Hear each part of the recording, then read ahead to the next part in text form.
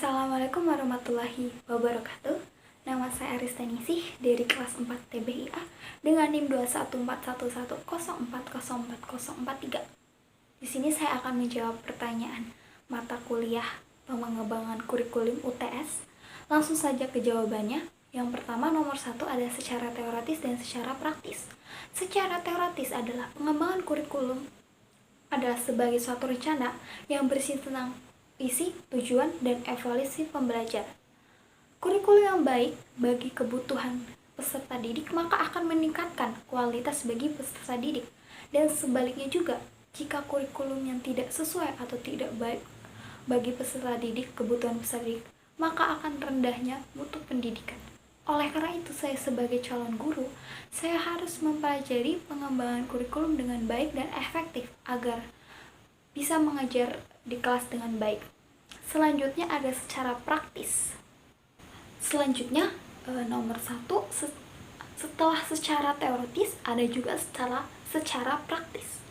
Secara praktis ini di mata kuliah pengembangan kurikulum juga sangat penting bagi saya sebagai calon guru dalam pembelajaran di kelas, karena saya harus dapat mempelajari rencana pembelajaran dengan efektif dan dengan sesuai kebutuhan peserta didik.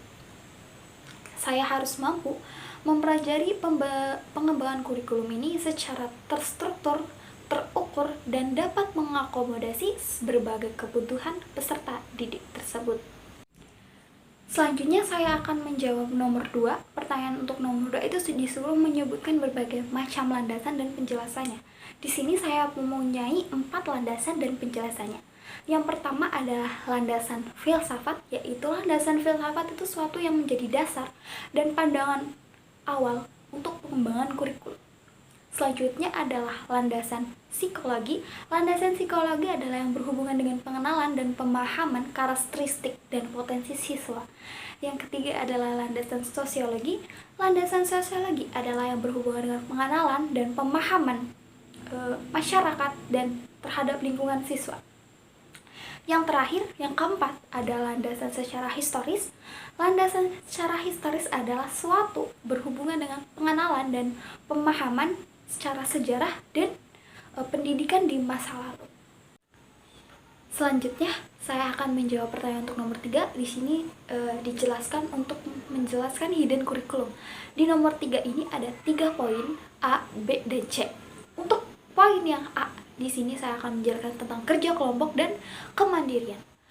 Kerja kelompok itu adalah kami diharuskan diberikan tugas-tugas kelompok.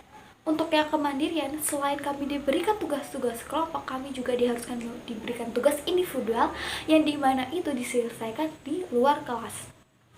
Selanjutnya, untuk poin yang B nomor 3 ada kedisiplinan dan kekreativitas. Kedisiplinan ini adalah salah satu contoh hidden curriculum yang dimana kami pelajari di setting lingkungan area kampus. Lalu selanjutnya ke kreativitas. Kreativitas ini memiliki banyak moral dan kesenian.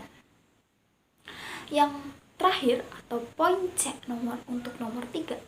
Yang pertama, kami diberi kesempatan untuk dapat berkolaborasi dalam tugas-tugas kelompok agar kami dapat belajar tentang nilai-nilai kesempatan, kepimpinan, saling percaya, dan untuk bertukar opini atau bertukar pendapat.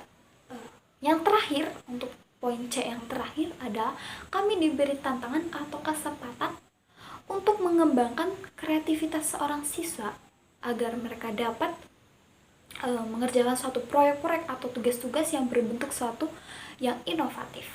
Selanjutnya, saya akan menjawab nomor yang terakhir, yaitu nomor 4.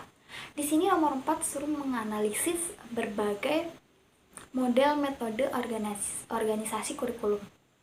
Di sini saya mempunyai 4 metode, 4 poin metode. Saya akan memberi sedikit penjelasannya per poinnya. Yang pertama itu adalah metode sistem kurikulum.